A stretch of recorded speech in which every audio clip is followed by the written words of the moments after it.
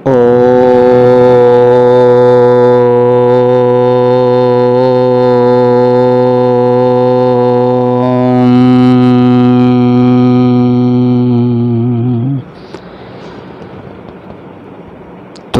हि नः पिता वसो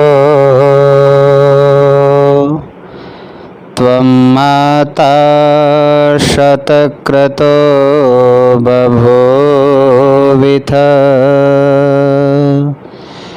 आधाते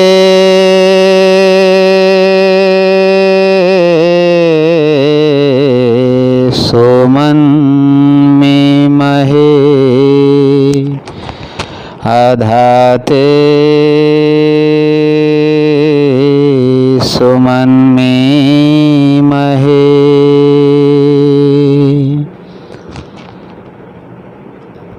पवित्र आत्माओं,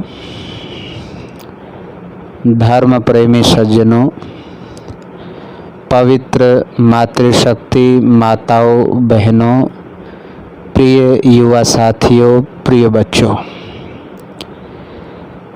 वैदिक मान्यता अनुसार ईश्वर सबका माता पिता है। ये जो मैंने अभी अथर्ववेद का मंत्र बोला है, इसमें बताया गया कि परमात्मा ही वसु है, वही हमारी माता पिता है, इस सृष्टि का रचने वाला है। ईश्वर ही हमारा सब कुछ है, सबका मालिक है, उससे बड़ा कोई नहीं या उसकी बराबरी कोई नहीं कर सकता। तो यहाँ परमात्मा को माता कहा है, वो जगत जननी है। कई बार उसको देवी भी कहते हैं। आजकल नवरात्रि लोग मना रहे हैं, नवरात्रों पर देवी का पूजन अर्चन कर रहे हैं और अन्न आदि का परित्याग करके अपने जीवन में इस भक्ति रस का आनंद ले रहे हैं, तो उसको देवी भी कहते हैं। ये माता जो शब्द है, आजकल हम सुनते हैं सब जगह जय माता दी, जय माता दी। माताओं की माता परम माता वो परमात्मा ही जगत जननी है। माता का अर्थ होता है माप तोल के देने वाली माँ, और देवी का अर्थ होता है दिव्य गुणों वाली या प्रदान करने वाली। जैसे वैष्णो देवी का अर्थ क्या हो गया? सर्वव्यापक दिव्य गुण युक्त माता। माता ममता की मूरत है, माता प्रेम का प्रतीक है, धैर्य की मिसाल है, दया की देवी है, सेवा की मूरत है, परोपकार की प्रतिमा है, सौंदर्य का स्रोत है, उसके आंचल में सुख और शांति का अथाह सागर है। वह ईश्वर की तरह बेमिसाल है। अपने बच्चों की खातिर स्वयं दुख झेल सकती है, परंतु अपने बच्चों पर आँच नहीं आने देती। अपने बच्चों के सुधार के लिए दंड अवश्य देती है, परंतु उसमें दया भी है और करुणा भी छिपी होती है। लेकिन आजकल लोग माता का जागरण कर रहे हैं। वैदिक मान्यता अनुसार वैष्णो माता का स्वरूप क्या है? माता के जागरण करने से सुख संपत्ति शांति मिलती है। ये कहाँ तक ठीक है? सुख शांति संपत्ति शांति तो अपने शुभ अशुभ किए कर्म अनुसार ही मिल सकती है। भौतिक साधनों की प्राप्ति के अनेक कारण हो सकते हैं। कर्म से पूर्व ज्ञान होना आवश्यक है, तो ही उसका परिणाम अच्छा होता है। ज्ञान पूर्वक सच्ची लगन से किए हुए कर्मों का फल अवश्य अच्छा ही होना चाहिए। देश काल परिस्थितियां अनुकूल हों तो जैसा कि कर्म किया है वैसा फल मिलता है, क्योंकि कोई भी कर्म बिना फल दिए शांत नहीं रहता। पूर्व जन्म जन्मांतरों के संचित कर्मों के फल स्वरूप जो प्रारब्ध होते हैं, उनसे भी सुख संपत्ति शांति की प्राप्ति होती है। इसमें कोई शक नहीं है बंधुओं माताओं। यह भी ठीक है कि धर्मानुसार कमाया हुआ धन भौतिक साधनों से सुख शांति प्रदान करता है, तो रात्रि में माता के जागरण से सुख संपत्ति शांति मिलती है, यह धारणा बिल्कुल गलत है। क्योंकि अथर्ववेद में कहा कि रात्रि तो सोने के लिए होती है, दिन भर की थकान दूर करने के लिए होती है और दिन काम करने के लिए होता है, पुरुषार्थ के लिए होता है। यही प्रकृति का नियम है। तो जागरण का आध्यात्मिक अर्थ है अपने जीवन में अनादि तत्व आत्मा परमात्मा प्रकृति का यथार्थ ज्ञान हो जाना, जागृत हो जाना, उससे विवेक प्राप्त हो जाना और सांसारिक पदार्थों से वैराग्य जब करने लगता है तब आत्मा में ज्ञान उत्पन्न हो जाता है और वो परमात्मा उस माता की, जगत जननी माता की अमृतमयी गोद में बैठने का अधिकारी बन सकता है। रोज रोज के जन्म मरण के चक्कर से सदा के लिए छूट जा सकता है। इस प्रकार जीवात्मा अनुभव करता है तो समझना चाहिए कि आत्मा का जागरण हो गया। ये रात को जागना तो स्वास्थ्य से खिलवाड़ करना है, अपने शरीर को कष्ट देते हुए उसको बीमार करना है। तो जागरण तो उपदेश से होगा, जागरण तो घटनाओं से प्रेरित होने से होगा। सेवा, सत्संग, स्वाध्याय और समर्पण से हम जागृत हो सकते हैं। और ठीक ही कहा है, जो जागत है सो पावत है और जो सोवत है सो खोवत है। जब बुद्धि जागती है तो मन जागरूक हो जाता है, तब ही ज्ञान चक्षुओं में प्रकाश आने लगता है और इसी से जीवात्मा का जागरण होता है। वास्तविक जागरण तो ये है, बाकी का जागरण तो दिखावा है, पाखंड है, अंधविश्वास है। तो इसलिए जो वैष्णो माता का अर्थ है सर्वव्यापक, सर्वज्ञ, सर्वजनिता माता, ऐसी माँ को कोटि कोटि प्रणाम। वही सबकी माँ है, वही सबका पिता है, मित्र है, बंधु है। वैष्णो माता जो सर्वव्यापक व्याप्त है, इसलिए परमात्मा का नाम विष्णु भी है। तो ये जो माता वैष्णो माँ तो सर्वज्ञ है, सर्वव्यापक है। अब स्वयं ही बुद्धिजीवी लोग निर्णय करें कि क्या परमात्मा की, क्या पत्थर की मूर्त में वैष्णो माता के गुण हैं? क्या वो सर्वज्ञ है?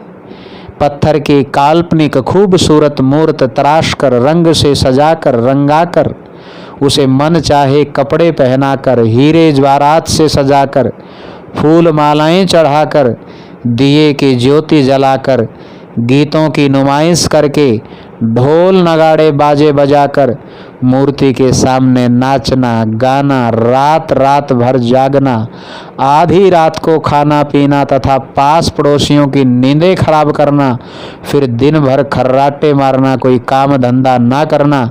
आप स्वयं ही सोच समझ सकते हैं कि ये सही काम है या केवल दिखावा है। धार्मिक हैं तो ऐसा पाखंड क्यों है? ईश्वर की माताओं सज्जनों कोई सकल सूरत नहीं है, न तस्य प्रतिमा अस्ति। उस आनंद स्वरूप माँ की, उस परम माँ की, उस परमात्मा की कोई तस्वीर नहीं है, कोई प्रतिमा नहीं है। और जिसकी सूरत ही नहीं तो उसकी मूरत कैसी? सर्वव्यापी वैष्णो माता तो निराकारी है, निर्गुण है, सगुण है। कोई भला पत्थर से तराशी काल्पनिक मूर्ति को वैष्णो माता की मूर्त कहें, उससे बड़ा और मूर्ख अज्ञानी कौन हो सकता है? माता की मूर्त की कल्पना भी कोई कैसे कर सकता है? यह तो माता वैष्णवी, घट घट में रहने वाली, कण कण में समाने वाली, सर्वंतर्यामी माता का निरादर है। माता वो सज्जनों अपमान है। रात रात भर माता का दरबार लगाने वाले भक्तजनों को माँ वैष्णवी सद्बुद्धि प्रदान करे और वो सत्य वेद विद्या ग्रहण करने की शक्ति प्रदान करे, ताकि वो अपने आप से पूछें, माता का जागरण रात में ही क्यों करते हैं, दिन में क्यों नहीं? माता अपने बच्चों की उम्र से हमेशा बड़ी होती है ना। माता की तस्वीर में ऐसी कोई बात क्यों नहीं दिखती क्या ममता को इतने आभूषण पहनने का शौक है कि यह कैसी माता है जो रात को जागती है और अपने बच्चों को जगाती है? क्या माता हमारे गाने बजाने नाचने से प्रसन्न होती है? क्या माता की ज्योति की आवश्यकता है? माता को ज्योत की आवश्यकता है? यदि हाँ, तो वह औरों का मार्ग कैसे बता सकती है, मार्गदर्शन कैसे कर सकती है? क्या माता इतना ऊंचा सुनती है कि बंद कमरे में लाउड स्पीकर की इतनी ऊंची आवाज की आवश्यकता पड़ती है? माता तो अपने भक्तों के मन की बात बिना बोले ही जान लेती है, क्योंकि वो जगत जननी माता तो अंतर्यामिनी है। माँ हीरे जवाहरात से लदी और बच्चे हमेशा मांगते ही क्यों रहते हैं? उसके मन में ईर्ष्या द्वेष की भावनाएं, लोभ के बीज अवश्य अंकुरित होते रहेंगे। समृद्ध माता के बच्चे हमेशा क्यों मांगते रहते हैं? बिना मांगे रह ही नहीं सकते, या मांगने की आदत पड़ चुकी है जो छूटती नहीं है। क्या माता को आभूषणों की जरूरत है या भक्तजनों का दिखावा है? अगर रात को जागरण करने से माता प्रसन्न होती है तो हमेशा रात को जागना चाहिए, परंतु ऐसा नहीं करते। ये कैसे भक्त हैं जो माता को प्रसन्न करना नहीं चाहते, या केवल मतलब से ही माता को रात में जगाते हैं, प्रसन्न करते हैं? माता नहीं जानती, माता सदा जागती है। रात में बच्चों को सुलाती है और प्रातः के अमृत वेला में जगाती है। माता ईश्वर निराकार है। उसके स्थान पर काल्पनिक मूर्ति बनाकर उसकी उपासना करना, क्या यह माता का निरादर नहीं है? प्रत्यक्ष ऐसे करके देखें तो क्या परिणाम निकलेगा? माता तो एक ही होती है सज्जनों, माता तो एक ही होती है। माताओं, बहनों, युवा साथियों, प्रिय बच्चों, परंतु हर स्थान पे माता का नाम बदलता रहता है। क्यों? शेरा वाली, दुर्गा, लक्ष्मी, सरस्वती, नैना, कैला, चामुंडी, चंडी, कालिका, मुंबा, जोगेश्वरी, ज्ञानेश्वरी, अम्बा, अंबिका, अम्बालिका, ज्वाला, गौरी, गौरा पार्वती, गिरिजा वैष्णवो, श्रीदेवी, संतोषी, अन्नपूर्णा, मरियम, मैरी, हर प्रदेश में, हर शहर में, हर गांव में, हर मोहल्ले में, हर घर में नाम बदलते रहते हैं और हर देश में सूरतें बदलती रहती हैं, कपड़े बदलते रहते हैं। माता एक है या अनेक है? विचार करो बुद्धिजीवियों, चिंतन करो, मनन करो। वो परम माता, वो परम पिता, वो सब का मालिक एक है, निराकार है, सर्वज्ञ है, सर्वंतर्यामी है। माता तो ईश्वर की अपार शक्ति का रूप है जो सदा निराकार होता है, उसका कोई आकार नहीं होता। तो आओ हम सही रूप में माता के दर्शन, वैदिक संध्या उपासना से उस माता का साक्षात्कार करें। अपनी आत्मा में दिव्य गुणों को उत्पन्न करते हुए वास्तविक जागरण करें और परमात्मा की उपासना को, उसके गुणों को अपने व्यवहार में उतारने का प्रयास करें।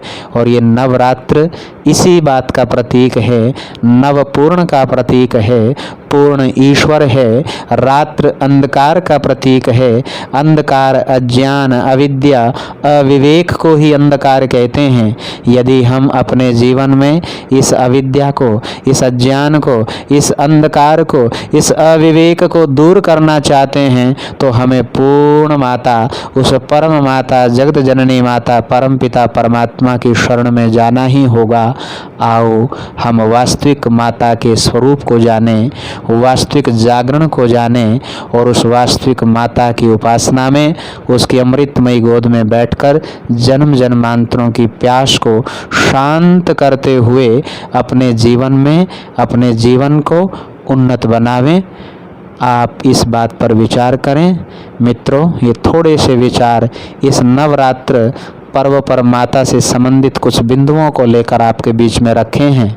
यदि आपको अपने ये विचार, ये वैदिक विचार अच्छे लगे हों तो सभी साथियों से निवेदन है कि इस सुने हुए, श्रवण किए हुए सत्संग को कृपया आगे अपने साथियों में, अपने व्हाट्सएप ग्रुप पर, अपने फेसबुक पर, अपने ट्विटर पर या अन्य जो आपके पास संसाधन हैं तो सब जगह इसको प्रसारित करें, ताकि सब लोग इस नवरात्र पर अपने अज्ञान रूपी अंधकार को मिटाते हुए इस ज्ञान के प्रकाश से, सत्य के ज्ञान से, यथार्थ ज्ञान से जुड़ते हुए अपने जीवन में इस वास्तविक नवरात्र को अपनाते हुए अपने जीवन के अंधकार को मिटाएं।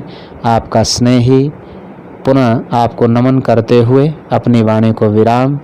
ओम शांति शांति शांति।